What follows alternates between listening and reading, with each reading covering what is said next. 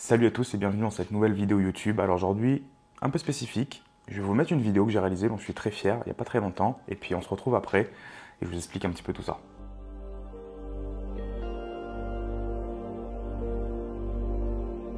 J'ai toujours eu envie de créer d'une façon ou d'une autre.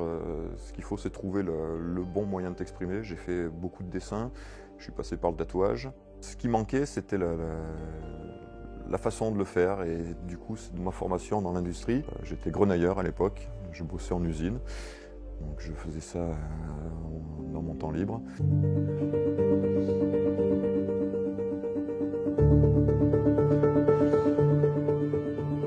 Avant de décider que je voulais créer quelque chose, j'avais les moyens de le faire. J'ai utilisé des meuleuses pendant longtemps pour travailler, pour faire quelque chose que j'avais pas spécialement envie de faire pendant des années. Et quand tu te rends compte qu'au final tu as ces outils en main et que tu n'as pas de plan à suivre, c'est là que tu commences à bosser avec plaisir. J'ai commencé avec un vieux capot, une vieille portière, c'était une BX et j'avais un disque de frein. Et j'ai fait un premier crâne qui, sans savoir vraiment pourquoi je le faisais, il n'était pas question de mettre quelque chose en vente un jour.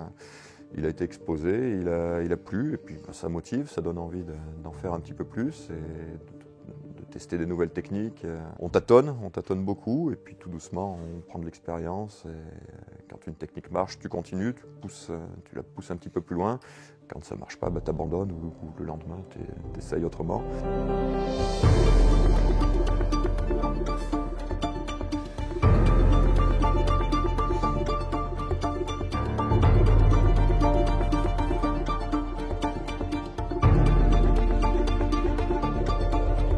C'est dans le métal que j'ai trouvé la bonne solution. En fait, ce qui m'a attiré dans le travail du métal, c'est que contrairement à la pierre ou au bois, tu peux toujours refaire.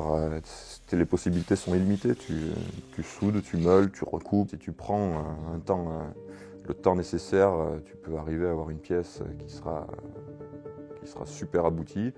J'ai intégré les pièces de récup parce que les pièces sont déjà tellement belles en elles-mêmes. Tu prends un vieux carbu, tu te vernirais, tu le vendrais presque comme ça. J'imprime beaucoup d'images pour pouvoir avoir des proportions et un mouvement cohérent. Donc à partir de là, je redessine sur mon établi à l'atelier et je viens tordre mon armature selon les courbes que je veux avoir et puis après je plaque ma tôle par-dessus.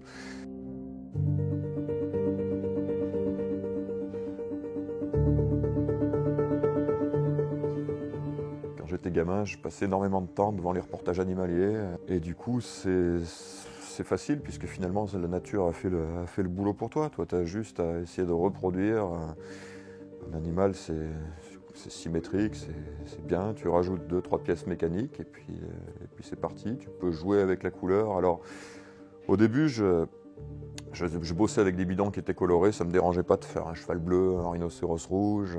Maintenant, tout doucement, j'ai envie de partir sur des couleurs plus naturelles, d'utiliser du bidon orange pour un tigre, du noir pour un toucan. J'ai fait un toucan, là j'ai juste repeint le bec puisque bon, il me fallait un dégradé de couleur. Hein. Et donc l'intérêt, ouais, c'est de partir d'un bidon ou de pièces qui sont destinées à la poubelle et puis de les remettre, de leur redonner une seconde vie. Il y a aussi une démarche niveau recyclage. Je travaillais en usine, on produisait. Et quand j'ai commencé la sculpture, c'était dans l'idée de réutiliser un maximum des pièces qui avaient été produites, qui ont déjà vécu avant, puisque quand tu prends une pièce de moteur ou quoi que ce soit, elle a fait ce qu'elle avait à faire, elle était destinée à la poubelle et tu la réutilises. C'est ma façon à moi de redonner vie à des matériaux qui étaient destinés à la poubelle.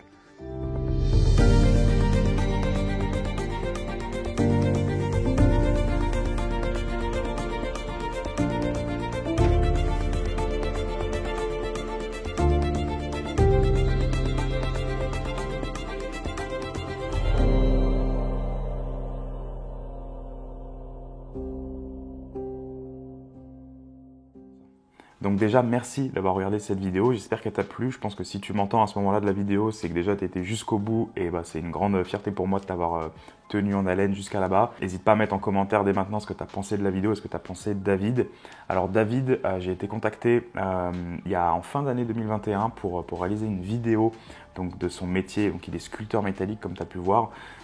C'est quelqu'un vraiment d'incroyable déjà parce qu'il est auvergnat et donc c'était très cool d'aller tourner aux alentours d'Issoire. Je ne sais pas si tu as vu les plans drone au début du village où il habite, c'est juste incroyable. J'avais de la brume dès le matin et j'ai aussi un plan au coucher de soleil que j'ai pas mis qui était incroyable. Donc c'était une grosse journée de tournage. On a attaqué très très tôt le matin. J'étais accompagné par mon pote Florian Bonpan qui lui a réalisé tout le shooting photo. Je te mets 2-3 photos là ici qu'il a réalisé, c'est juste incroyable. Donc le but c'était de réaliser une vidéo portrait pour David qui explique un petit peu ce qu'il fait. C'était une grande première pour David, c'est-à-dire qu'il n'a jamais été pris en photo, jamais été filmé, il est toujours un petit peu dans l'ombre entre guillemets, dans sa cave, dans son atelier. Donc il était assez stressé pour la prise de parole, donc on a commencé directement par ça. Alors pour info, on s'est vu la veille au soir, ambiance auvergnate oblige, on s'est fait un petit apéro sympa dans sa cave. Je te mets des petites photos d'ici, de la gnôle auvergnate avec la vipère dedans. C'était déjà pour se mettre un petit peu dans l'ambiance du contexte de la vidéo, pour un peu découvrir David, le mettre aussi en confiance parce qu'on s'était jamais rencontrés, même si on a vu plusieurs échanges téléphoniques ensemble. Donc on a attaqué directement par le face caméra. Alors David, il était assez stressé par cette partie-là parce qu'il pensait qu'il savait pas s'exprimer ou qu'il n'arrivait pas à faire passer le message qu'il voulait. Donc ça s'est passé qu'on a fait ça sous forme d'échange, sous forme de questions. Il y a Florian qui m'a beaucoup aidé là-dessus et ça s'est très bien passé. Donc après, j'ai eu à peu près 8-9 minutes d'échange. On a essayé de faire comme si c'était pas un interview parce que c'est une vidéo portrait. Donc déjà, moi, ça m'a permis de comprendre un petit peu aussi qui il était, de voir un petit peu ce qui s'était dit dans la vidéo pour pouvoir un peu adapter mes prises de vue par la suite dans la journée. Ensuite, donc, ce qui s'est passé, c'est que pour laisser le naturel, je lui ai dit, écoute, tu sais quoi, tu dois avancer sur une de tes œuvres, une de tes sculptures métalliques.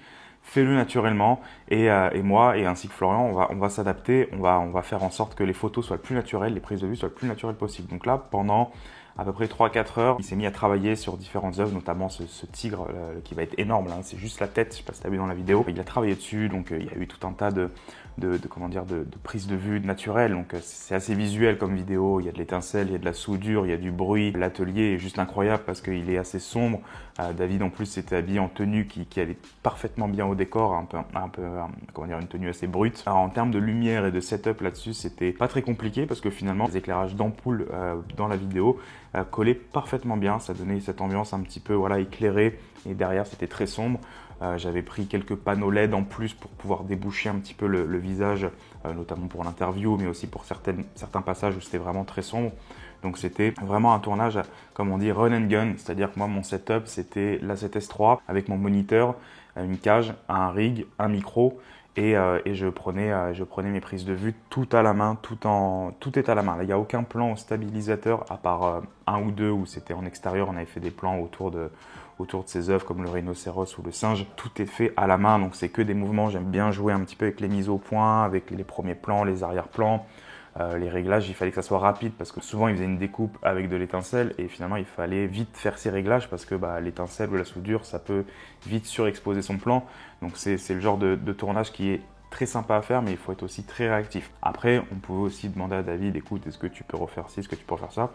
Mais finalement, il vous le dira peut-être si vous lui parlez, tout s'est fait naturellement et c'est cool, il a pu avancer aussi sur sa sculpture. Donc dans la vidéo, pour le sound design, très facile, mon micro interne du Sony a enregistré, donc j'ai pu récupérer ça. Alors après, il fallait bien balancer sur le montage parce que un bruit de disqueuse, ça fait plus de bruit qu'un bruit de crayon qui est écrit sur l'atelier. Donc le sound design, c'est pas besoin d'en chercher d'autres, c'était facile. Ensuite, concernant les réglages de la caméra, je le fais très rarement, mais là j'avais envie de le faire. J'ai filmé donc en 4K, 50 images secondes en 4:2 10 bits et en S-Log 3.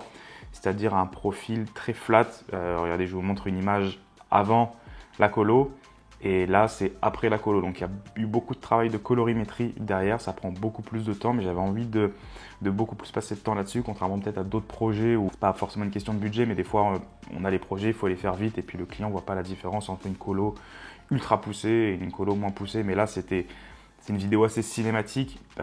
J'étais fier de pouvoir faire cette vidéo. J'en étais fier aussi bien au tournage qu'au montage. Donc j'avais envie de passer du temps aussi sur tout cet aspect-là, donc la colorimétrie. Donc voilà, j'espère que cette vidéo vous a plu, aussi bien la vidéo que j'ai fait pour David. Comme je l'ai dit, j'en suis très fier parce que déjà David, c'est quelqu'un d'extraordinaire, quelqu'un de très gentil, quelqu'un de passionné. Et je pense qu'on a fait une rencontre entre plusieurs passionnés, que ce soit David, Florian ou moi. On est tous les trois passionnés par la même chose, par la créativité, par l'image, lui par les sculptures. Et la journée était vraiment extraordinaire. Donc n'hésitez pas à aller sur son compte Instagram, je vous le mets ici, allez le soutenir, allez vous abonner, allez lui faire des messages, allez lui dire ce que vous pensez de la vidéo. Si jamais vous voulez une sculpture, vous pouvez aussi le contacter. Alors il fait beaucoup du surcommande, c'est-à-dire que vous avez une idée de quelque chose, il va essayer de vous le faire. Et donc voilà, et c'est pour ça que j'aime ce métier, c'est aussi pour rencontrer que ce soit des entreprises ou des personnes qui entreprennent aussi, qui sont passionnées.